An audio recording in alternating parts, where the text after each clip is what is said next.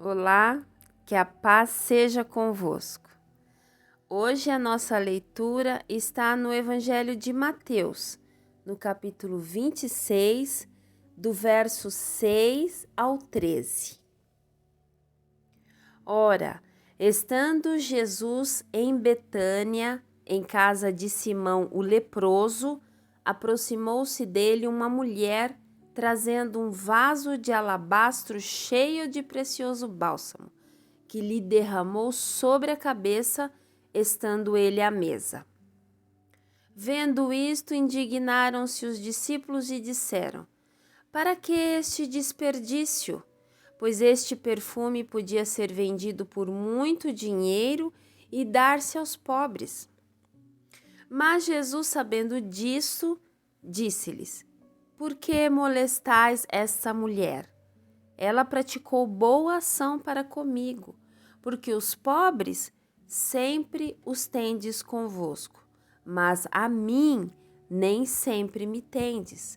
Pois derramando este perfume sobre o meu corpo, ela o fez para o meu sepultamento. Em verdade vos digo, onde for pregado em todo o mundo este evangelho, será também contado o que ela fez, para memória sua. Hoje nós vamos ler um texto, uma reflexão escrita por Elcio Márcio. Jesus, chegando ao povoado próximo a Jerusalém, visitou um leproso chamado Simão e foi surpreendido por uma mulher que lhe derramou sobre a cabeça um bálsamo, um líquido grosso e cheiroso que era retirado de plantas. Os discípulos de Cristo não concordaram com o suposto desperdício causado pela mulher em usar todo aquele perfume em algo que para eles não tinha sentido. Perfume este que equivalia ao valor de um ano de serviço prestado por um trabalhador comum. Eles achavam que o líquido precioso poderia ter um destino muito mais útil do que ungir o Senhor. O Senhor Jesus os interpelou dizendo que ela não cometeu pecado algum e, pelo contrário, fez algo que o agradou muito. O Senhor com isso não estava dizendo que ajudar aos pobres não seria uma tarefa importante. E os discípulos teriam muitas oportunidades de fazê-lo, mas naquele momento, o mais importante era aproveitar cada instante da presença do Senhor Jesus, pois seus dias neste mundo estavam chegando ao fim. O Senhor Jesus deu tanta importância à atitude da mulher que sua boa ação seria registrada e lembrada pelas futuras gerações que ouvissem o Evangelho. Podemos dividir este episódio em 3 partes e, em cada uma, tirar exemplos significativos para nossas vidas. Primeiro, o Senhor Jesus chegou a um povoado e ficou na casa de um leproso. Nós sabemos que os leprosos eram discriminados pelas pessoas por causa da terrível doença da época. Bem, o Senhor não levou isto em consideração, pois ele não sabia e não faz, ele não fazia e não faz acepção de pessoas, e com certeza podia curar aquele homem dessa enfermidade. Segundo, o Senhor Jesus mostra que atitudes aparentemente insignificantes ou sem valor para os homens são consideradas de grande valor. E a prova é como ele recebeu o ato da mulher em ungí-lo.